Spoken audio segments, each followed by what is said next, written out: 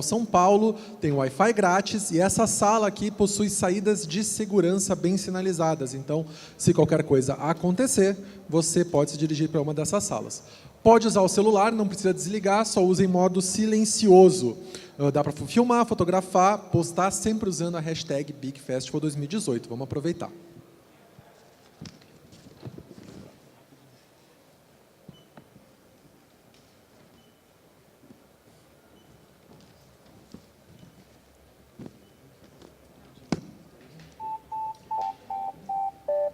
Acelerar mudanças, mixar linguagens, deletar fronteiras, transformar realidades. Porque o futuro é hoje. É arte, ciência e tecnologia abrindo multipossibilidades. Oi Futuro, em todas as regiões do país, apoiando projetos que encontram você e milhões de brasileiros. A gente conecta, transforma e transcende. Oi, junto é bem melhor. Já imaginou como o mundo seria sem filmes, desenhos e séries?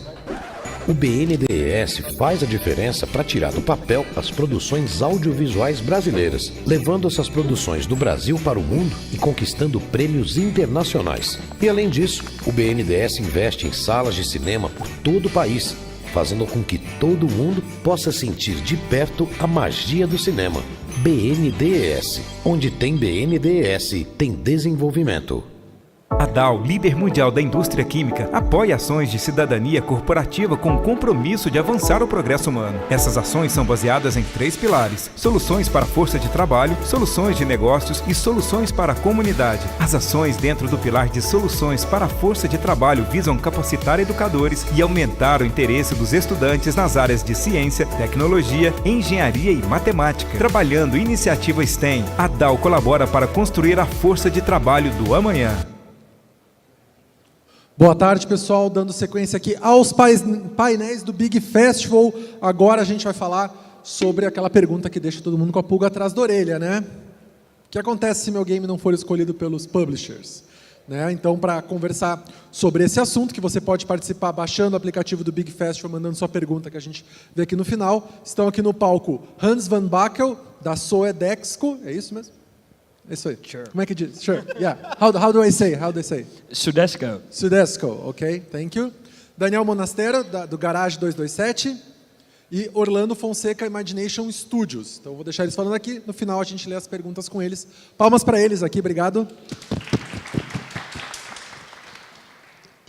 Olá. Hello.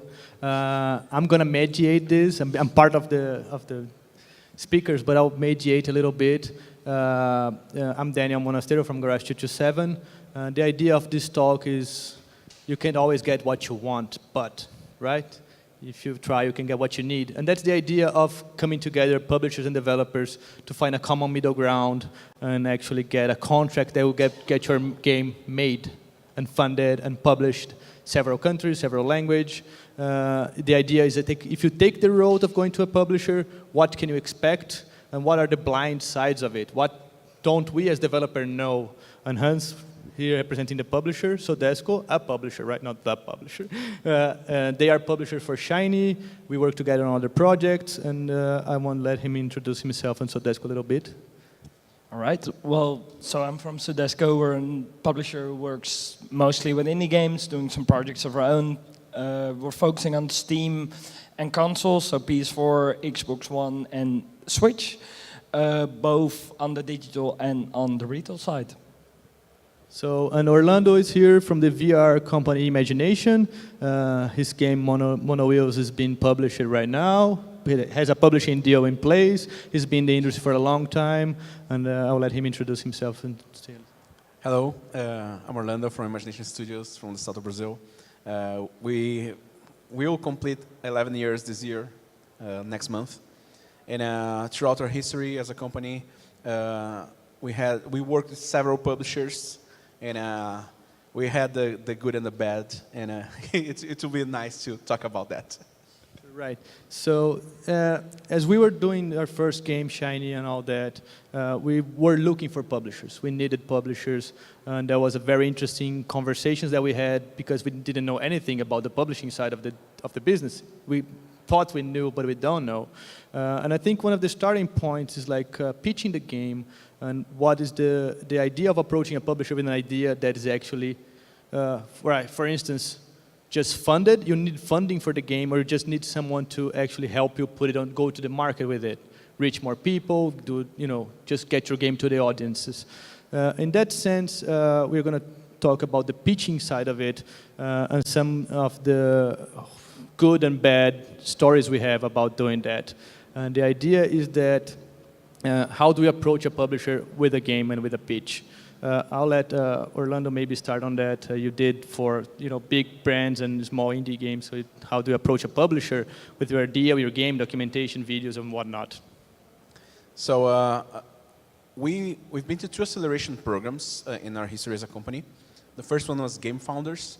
It was in Malaysia. And the second one, Boost VC in the Silicon Valley. And in both, we had this, one of the main focus of the acceleration programs was how to pitch to publishers and investors and so on. And it's something that you only learn by trying, failing a lot, and building up your style, how you pitch, how you communicate your ideas the best, and how it's usually about simplifying ideas. If you can simplify enough an idea and still make it interest, you start to have a chance to talk to people and hook them up so they can pay attention to what you're saying. And so when you're listening to pitches and get approached a lot from out of the blue, right? Because some of the things that you're presented, you don't actually are following. How do you actually perceive when people say, well, this is amazing, I want you to publish it, fund it, or whatever? What are the key points you're looking for on that presentation? What's the hook that actually, or actually something that's not even game related, even it's business or personal, that's something that impacts you as a meeting? Well, it sounds weird, but it kind of starts with telling me what the game is.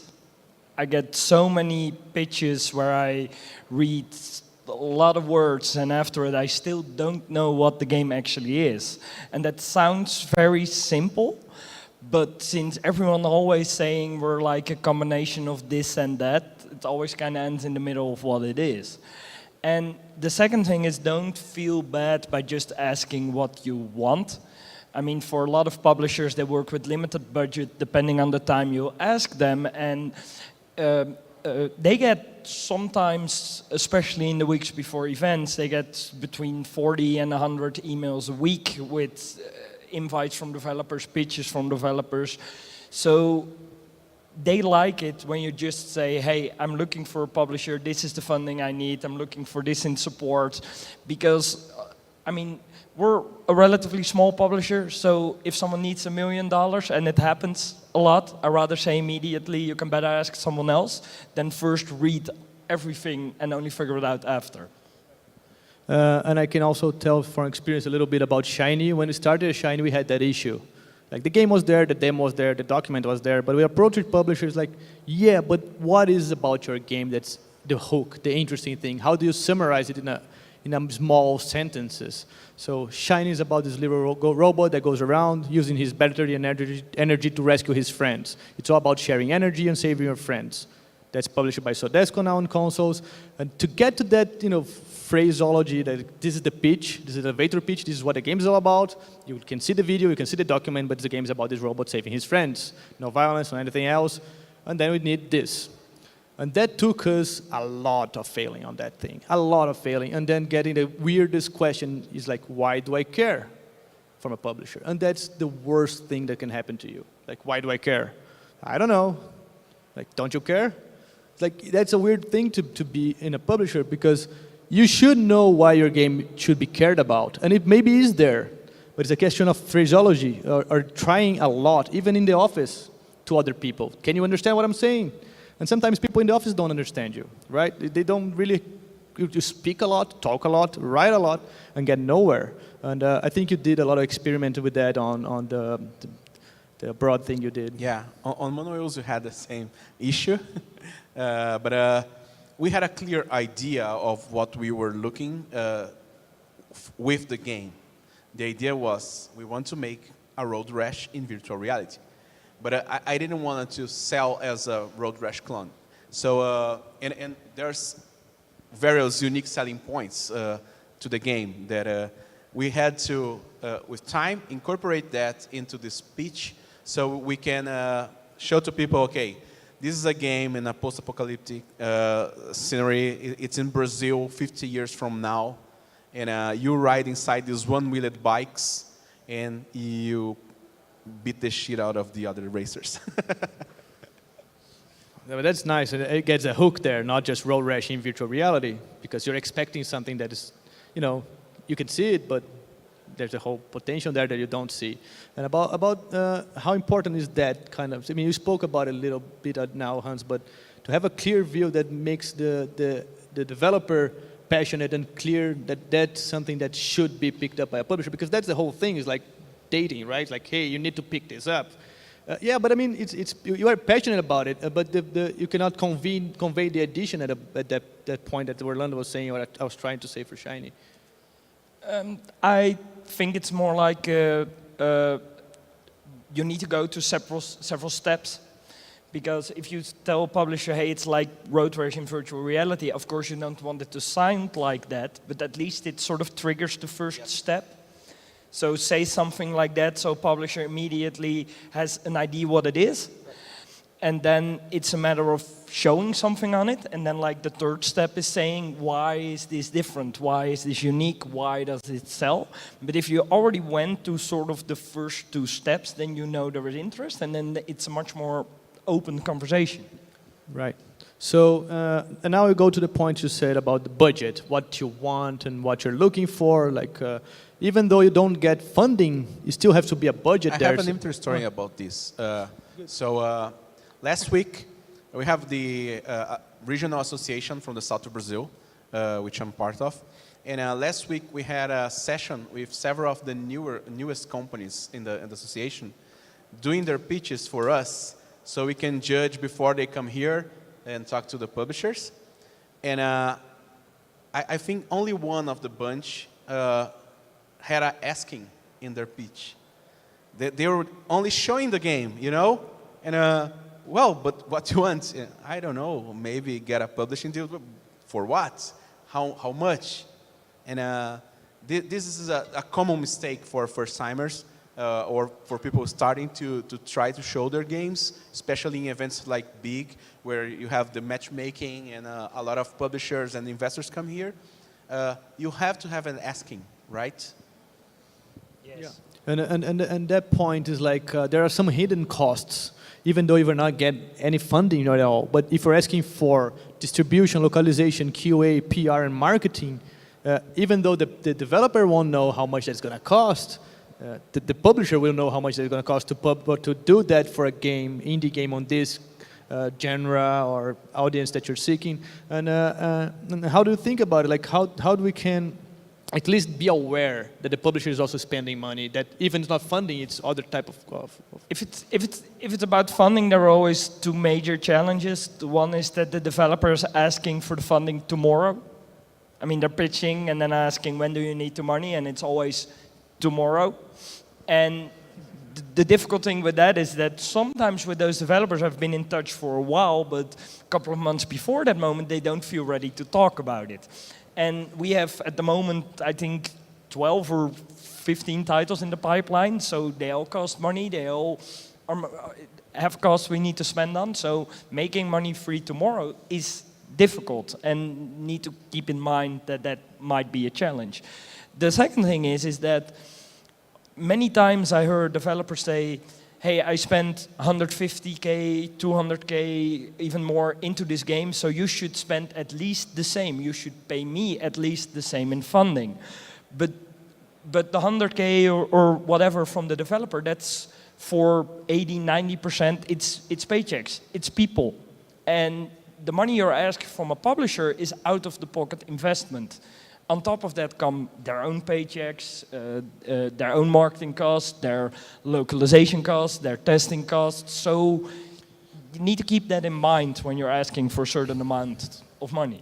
A very common problem that I see with Brazilian developers, being one and I have made that mistake in the past, is looking for a publisher like you look for a parent, you know, someone that will take you by the hand and will help you through all the steps of everything you have to do now that you made the game. But making the game is only a part of the whole process. You know, you have to launch, you have to go to events, you have to show your game, and all of these things. Most developers just want to hand out to the publisher, now you do this for me, right? And it shouldn't be like that. Usually, the good relationship with publishers will happen when that is not the case. When you have a clear vision of what each one will do and how you can help that be better when launched. Yeah, and that will also tie to timing and release timing and schedule. We're saying like, I want this tomorrow. So yeah, I can do this for you like next year. I like your game. Can we just sign a deal that we are going to make the game next year? So that have a release window, a release timing, and a place to start. Not only the budget is there if you need funding, but we as developers have to start thinking about fiscal years, right? You get to the end of the fiscal year for publishers, they don't have any more budget. Not that they don't have money, they don't have a slot to, put the money down now because they have to, close all the accounting and all that kind of stuff. And how important it is for a game to be open to get what they need, not just what they want. And that's the point of the talk. Is like you need to wait a little bit. You need to adjust your budget, adjust your schedule. We spoke about schedule a lot at one point. I always want more time to make games, right? I would love to have like a lot of months or a year to make a game. But that just makes a point that I would like you to talk about is like how important is the scheduling and the size of that production window for you guys, especially that you do retail also. So I'm trying to get like scheduling also is part of the budget because delays and all that will impact everything. And saying about a small indie studio looking for a parent is like, if you're late, how are you gonna manage to pay all these people if you're not making milestones or getting money from the publisher anymore because they're not your parents, they're not giving you money to buy food or whatever. So that's interesting to know from your side and from your experience too. Yeah, couple of things if it's with scheduling is that I think now we worked with 25, 30 different developers and none of them delivered actually on the time they promised, which, yeah, I wish it was a joke. I'm laughing, it's a nervous laugh because I'm in that same spot right now. So it basically means that we all know that Q4, so end of September, but definitely October, November, December, is busy time.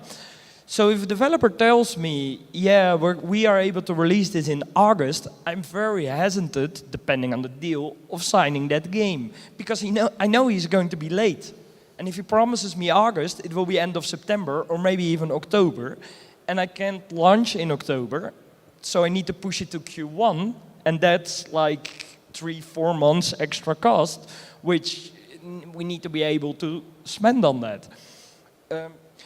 The other thing, like you said, is the cash flow. A developer works towards his next project with sort of 3-4 months extra money to have time to wait for the new money to come in. For us, it's like we now already know that in August we need to spend money on productions for Christmas. I mean, we're not only producing our retail catalog for the new titles, but also the back catalog for the old titles. So we need to spend a lot of money on producing our stock that goes to the retail. So if a developer comes to me and say, hey, I want to sign this game with you, and in September we need 100K or 150K, that's just something in a lot of cases which we cannot do. Yeah, and that's interesting because we try to, it's looking at your own belly button like, yeah, but I wanted to do this now or tomorrow and release it whatever. And the point is that I think we all as developers should be looking for a publisher that can help us find the best window for launching, that knows that it might be late. We're actually late on the patch for Shiny, and among other things. And the patch is also something that's not accounted for. Like you release the game, the revenue is going to take like a quarter to come to you sometimes, 45 days at least if you're an indie developer, like indie without a publisher, you take at least 45 days to get a report from Sony or Microsoft. So it's 45 days. If you're lucky. If you're lucky, yeah.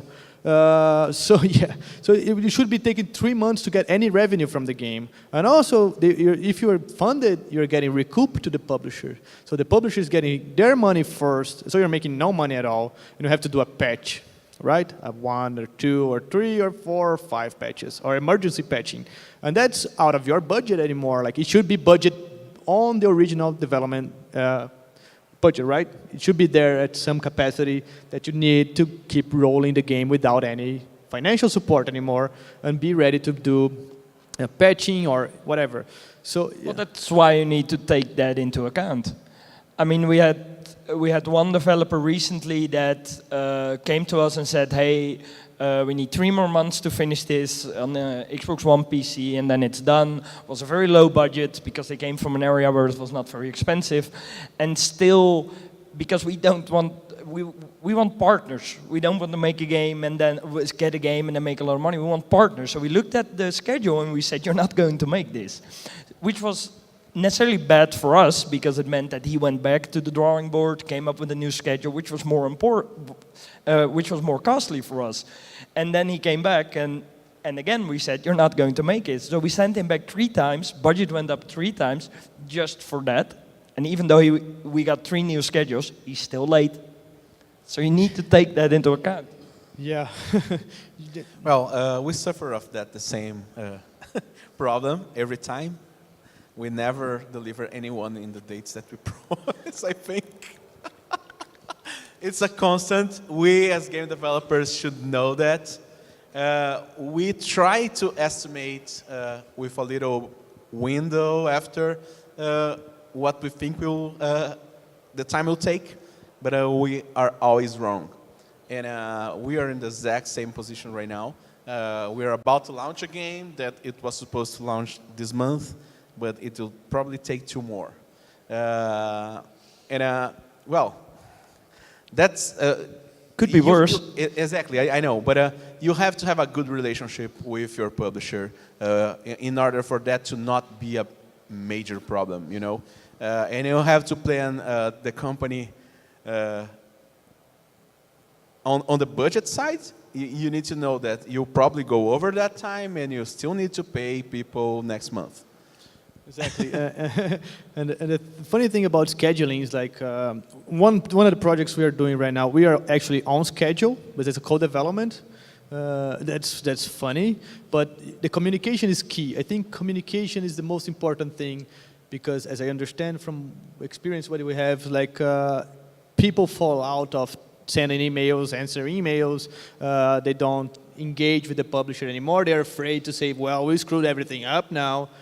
We cannot deliver on time. But if you do that in a timely fashion and set up a Skype meeting or something else, but keep the communication going. Yes. Don't say you're late 2 days after your milestone.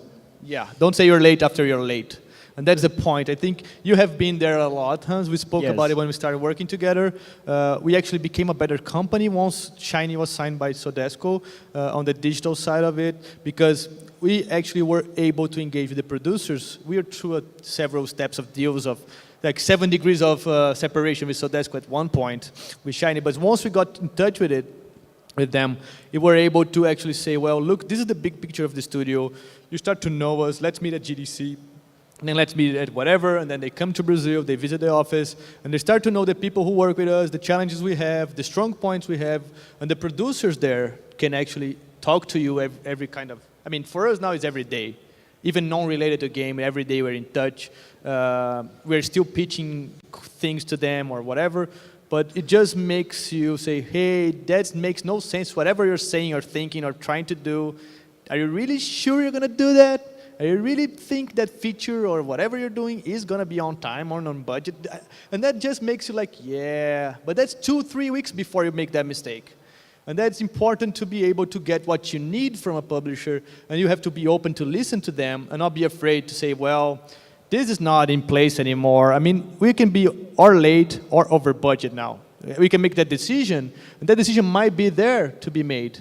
to be a little over budget but on time because you're going to save money on production window, August, not September, October, December. Oh, sure, but I mean, at the end of the day, both the publisher and the developer want to make it the best game as possible. So if it's needed to be a little over time to sort of polish something, to add something, I mean, during development, publisher does testing, focus groups, stuff like that. And if out of that testing makes it clear that you need to change something, of course.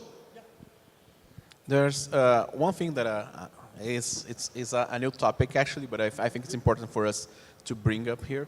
It's the styles of publishers. Mobile changed that field a little bit with publishers that didn't do any funding. They were more like investing in soft launches and things like that. So you don't have money for the production of the game, that came a little bit for PC, but it's not that common. So we usually have the old model or the traditional publishing model, which is a publisher will usually fund part of the development for your game. They will recoup that money once the game is launched, and you have a split of the revenue after that. So we have that, and you have the model where the publisher will not put any money on your game up front. They will work with you during soft launch, use their cross-promotion, their contacts, and sometimes some money for acquiring users for the game. And you also have the recoup and everything else after that. So the question as a developer that you have to ask is, do I need a publisher for my project? And if you do you need it for PR? Do you need for acquiring users? What do you need a publisher for? That's a really big question that us developers should make before engaging in the conversation. Yeah, and that makes the point of the whole panel is that you can't always get what you want because sometimes you don't know what you want. And that's something that as developers, I've worked with Orlando sometimes. It's like, even we don't know what you want because you believe you need that, you want it, you get funding or you get PR or you get soft launch or user acquisition or whatever you want. But sometimes you just say like, that's not what you want. But I can give you what you need if you are open and flexible to listen to that kind of. Maybe you're pitching to the wrong publishers. Like I had a meeting this morning, said like we never done a game before like this. Maybe it's up for us, maybe it's not. We can keep talking about that. It's good to get the relationship, but it's good to be able to be upfront and say, well, maybe it's not for you either. Nice meeting you, let's have some coffee. And that's better than just trying to move to or money chasing or whatever pipe dream you have. That's like, oh, this is going to save my company because I invested $100,000 on this and now I need it back from the publisher. That's my parent or whatever. And I think it's important to know your audience in the sense of publishers first. Then you have to know your audience for the game when you launch. But who are you pitching that game? And what type of publisher it is and what it can give you is strengths on that. I think that's maybe what most devs do. They try to pitch to everyone. They get a bunch of business cards, a bunch of answers, and they will actually, if you engage a publisher, you'll be a back and forth for months before you sign, right? Yeah, we had an exact experience with Monowheels. We already knew the publisher. It's HTC. They produce the Vive, one of the main headsets for VR, and. From the time that we got their yes, we want your game, till the time that we signed and got the money on our accounts, it took more than 10 months. So it's a process. You will have negotiations. There's a lot of things to be done. Maybe not every publisher will take that. We have worked with publishers we signed like 2-3 months after, but it will not be. Right here tomorrow, yes, that you'll close the deal with your publisher, So you have to build a relationship. There will be due diligence. They will look into your game. They will try and see that the things you're talking about are actually true, or are you making things up? And all of that will happen in that period. Before Hans speaks, I'm going to say, like, I pitched the game at GDC for them. We met a lot during GDC, and then they came to the office Monday, and then I presented to everybody who came from SOEDESCO to the office, and Hans got me in the hallway before I go to lunch. Said, "Now you had a good presentation." So, because now I did a proper presentation to them, because the process of showing the new game, seeing if they're interested, and if they are going to spend time with us on this, and they're changing stuff, and getting the blind sides of what we don't really know, we're fleshing out on the design. And the first reaction we always have is from publishers or other developers. We're not putting that, demos or concept gameplays on the market. So it was funny because he said, like, "Yeah, that was a good presentation." Like, Jesus, yeah, thank you. and I mean, we've been through that on GDC and over Skype and all that, and then eventually we pitched the game again because we changed stuff over the months after we spoke. And the questions they had that were actually in the design were now presented properly or clear in a sense that they know whatever it is that we're making, they can make a decision on top of it and see the future of the game, because the game is going to last longer than anyone's here. It's going to be, it's digital now. It's going to be forever there. Yeah, I think that after the timing is right, if you came together to the conclusion that the budget will work out, you can come to a deal, etc., etc. It's all about managing the expectations. I mean, I turned down a game because the developer said, "We think we can sell 100,000 units on Steam." I mean, it's not that it's impossible, it's just that in the current market, that's a big gamble, and we're not in the business of gambling, we're in the business of making money. And if I would have said yes, but we would only sold, I don't know, 5,000, 10,000, 15,000, then he would have been angry at us, and that's not good for the long-term relationship. So it comes down to managing the expectations. Right. There's maybe a controversy topic to come, which is accountability of what the developer needs to do and what the publisher needs to do. Yeah. We had an experience with a big publisher in 2013. We launched a game for iOS on iPhone and iPad, and the QA was one of their main things that the publisher offered to us during the contract signing, and it was not properly done, and we were too inexperienced at the time with those things on iOS, and we made a very rookie mistake, which is every time someone tried to buy anything, it was a free-to-play game on iOS, and every time someone tried to buy anything that was any currency that was not dollars or pounds, the game crashed. Oh, shit. And we had 37% of our downloads in China, and 19% in Europe, Euro region. And all of that revenue was zero, because when someone tried to buy anything, the game crashed. We were working with this publisher because of visibility, and that part was delivered because we were on the top of the App Store in every major country, US included.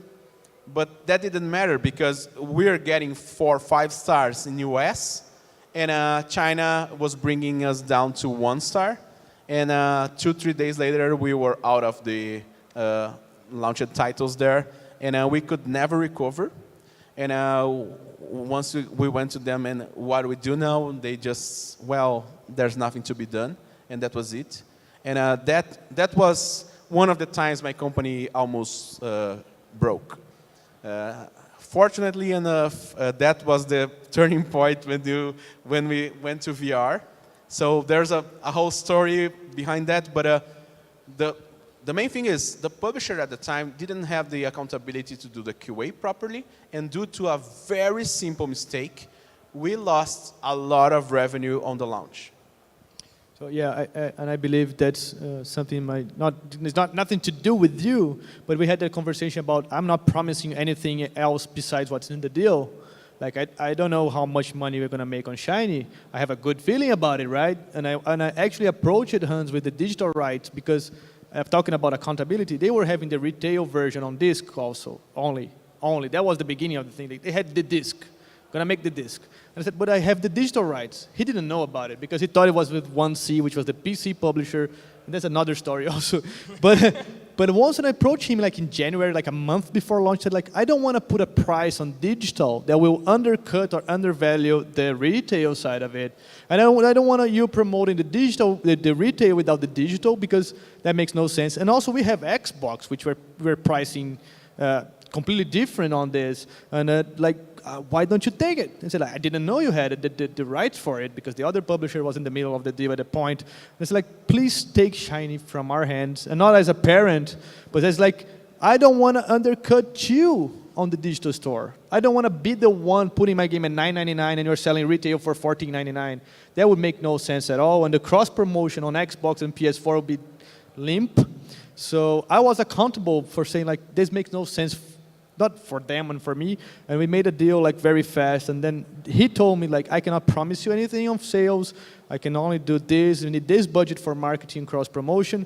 We're going to recoup on that. It's like, no, I don't want to recoup. I tried to make a different deal with him because like recouping something that again we're recouping. But actually he said this is going to be better for you, and the recoup is going to be a lot easier than you think. I cannot promise that it's going to be easy, but I believe so. And that was a point where he was actually accountable of saying, like, this is what I'm going to do. This is very clear, and we're going to deliver on this. This is concrete contractual base. The rest is just, I think it's going to sell better than you think. But there was no other kind of weird promises or nothing. And we started to know each other, not to that kind of deal that happened to you. We've been afraid of that for a long time, and that's why we try to help other devs. Well, we had the option to go to court and sue them, but that would, we were at a point that we had no money to survive. You can imagine going to like England and suing a big publisher there. That's impossible. It would never gonna happen. So no, I think the only sort of fail-safe you can have is ask for a guarantee. Because then at least you have that money, at least you know they need to put everything behind it to make it work, and that would be the only thing. But now going to court, that never works. But yeah, and that's the point about what the learning experience, the learning curves, and coming to these talks and talking to other developers. We speak a lot. I called Orlando. I was talking to HTC Vive at one point. I called him. I was at the airport, I guess. Like, hey, I have a meeting with HTC Vive. I don't know what to talk to them. I don't know what they want. They just want something. Like, what do I do? Like, what did you do? I said, well, we did this, but this is ours also. It's like, it's nothing that is, standardized kind of thing. Like, just, we did this. And he was giving me a lot of info about the deal with HTC Vive at the point. And we tried to exchange this around because publishers have to be accountable for what they are offering you and the promises they are making. There's a lesson there. For developers here, speak to other developers. They usually, if you want but more than one. Exactly, more than one, and try to find, if you want to work with some publisher, try to find at least 2 other studios that have worked with that publisher. It would be even better if one had a bad experience and other have a good experience to have some perspective. But chase the perspective. Don't sit on your ass and just try to talk to someone at an event. Talk to other developers, how publishers work and everything. But I think that also comes down to sort of the deal you have on the table. Because if they guarantee an amount that keeps, let's say you sell 0, and they guarantee an amount that keeps your studio open for another week, then you need to be really sure that it makes sense. But in some cases we guaranteed, I think it was half of the budget or stuff like this, and then it's totally different, because then for both sides are invested quite a lot. So, yeah, I think we can go to QA now, and unless you guys want to say something. Yeah. We still have a Brazilian game coming up, right? But one thing that I want to say is, like, after Shiny was picked up by SOEDESCO, I got approached for more than 7 or so Brazilian companies asking me about SOEDESCO. I sent to SOEDESCO and to other publishers that I deal with games and history about Brazilian studios also, like this is a good game from Brazilian studio that you don't know, these are the Brazilian games you know. And the industry started to shrink around a lot around you. And that's interesting that developers come to ask to us about 1C, SOEDESCO and other publishers that we did, but also we are actually talking to the publisher about other studios, say, well, this studio is like this studio is like that. It really is a relationship thing. But even though I have these nightmare stories that almost broke my company working with publishers, I always say to Brazilian developers, try to work with a publisher at least one time, because you need to understand what a publisher is doing in order, well, you can try to learn by yourself, but you probably have a harder time doing that. So it's awesome for you to learn how and what they do. So you can, next time, you can either self-publish or go to another publisher and have a better relation with them. A gente tem perguntas aqui que o público mandou pelo aplicativo do Big Festival 2018. Vou ler aqui para vocês. Traduzir, translate for you later. Vou ler em inglês, tá? Porque as perguntas estão em inglês aqui, o que é legal. As a publisher, what do you look for in games? Do you focus on innovation or do you try to find games that are safe? I think a good combination of both of them. I mean, some games that are very high on innovation, they have an art style that is really made by artists. They are almost art. And for us, that's not what we do. That doesn't mean there's not a market for it. It's not what we do. So we look for the combination between products that are commercial and have sort of a nice touch. I really believe in sort of the rule 80-20. So for 80% it needs to be something people recognize, and for 20% it needs to be something new. Okay. Another question from the audience. How to define how much money should a developer ask when pitching to a publisher? This is hard. Orlando probably has more experience with that than me. I learned a lot, but we actually do math and accounting and spreadsheets a lot and meetings, and we pitch around and we listen to other people, and we actually try to be fair. Like, this is how much money we're actually going to spend on making the game. Usually, what we do is there's no profit on the asking on what you're asking from publisher. You'll not put a profit there. You'll try to do this thing. What is your monthly burn rate?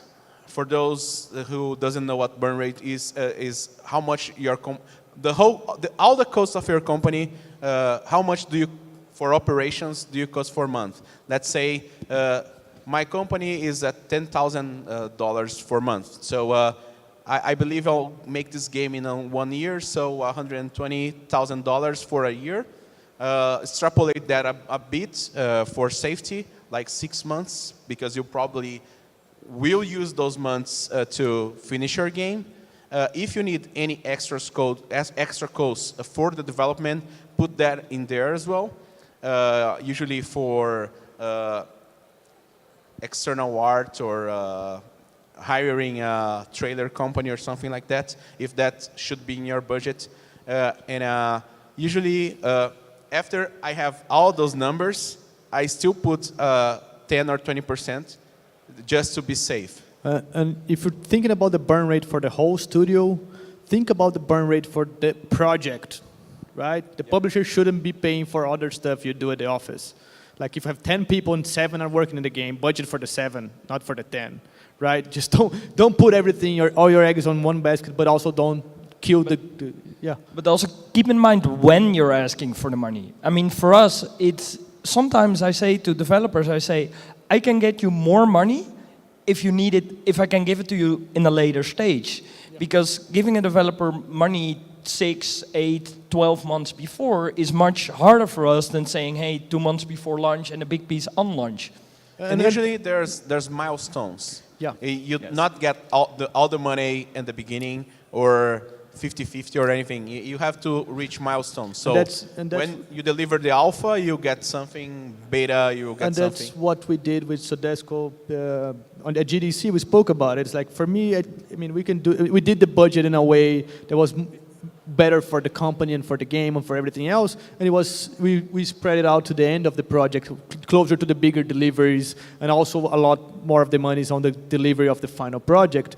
And that just risk saving for the publisher, because they know you don't get all the money up front and just burn it through the beginning. Another question about money.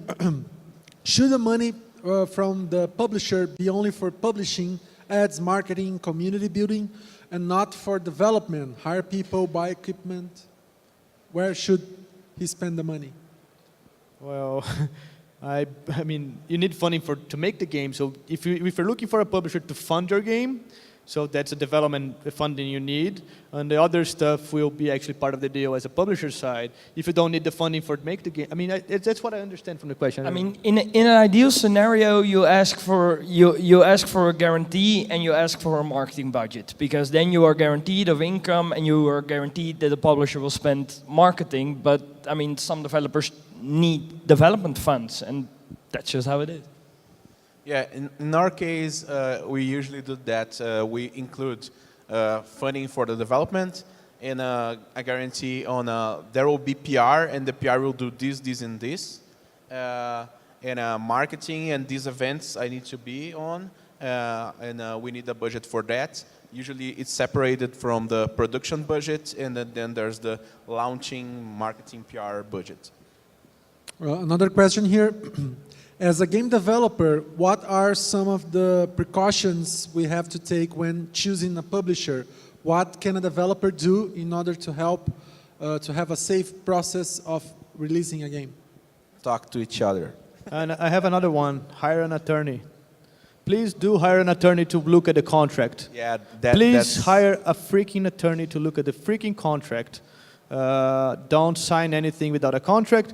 There's a horror story about a studio who lost its IP to a weird publisher in Germany at one point. Hans, by chance, is Dutch, right? They're from Holland, not Germany. But that was in the contract that they would lose the IP if they were X months over development, and the IP is gone. And ask for a calculation model.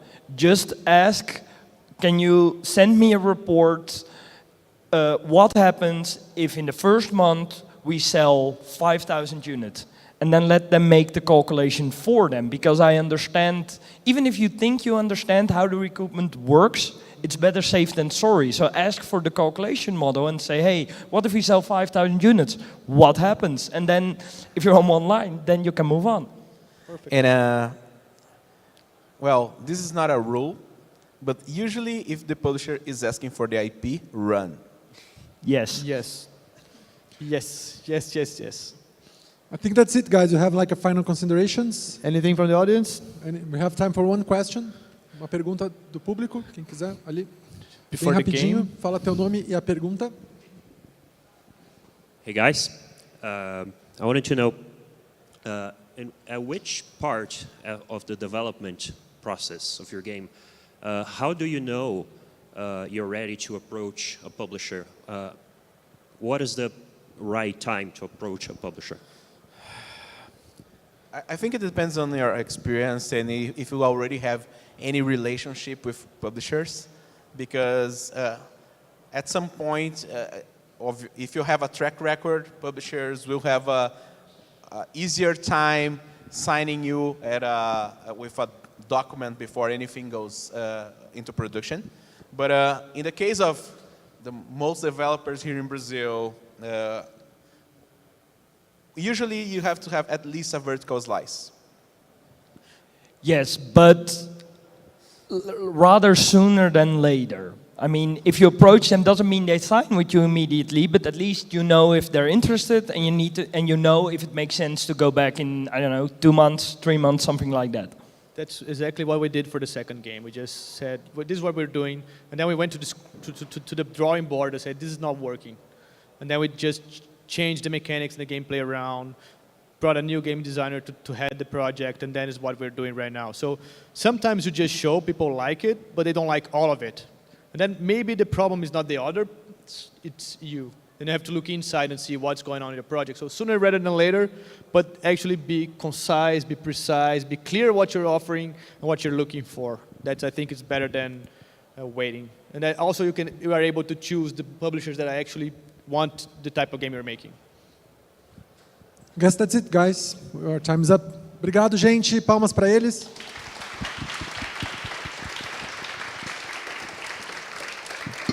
Lembrando que quem não conseguiu fazer perguntas, eles vão estar aqui no Big, vocês podem conversar, chegar, né? Não precisa ter medo, né? Não, a gente está aqui para isso também. Então, aqui para isso, então pode conversar. Obrigado, a gente volta logo mais com mais um painel aqui no Big Festival 2018. Obrigado. Let's go shopping, maybe then we'll go to a cafe. Let's go on the subway, take me to your hood. I've never been to Brooklyn and I like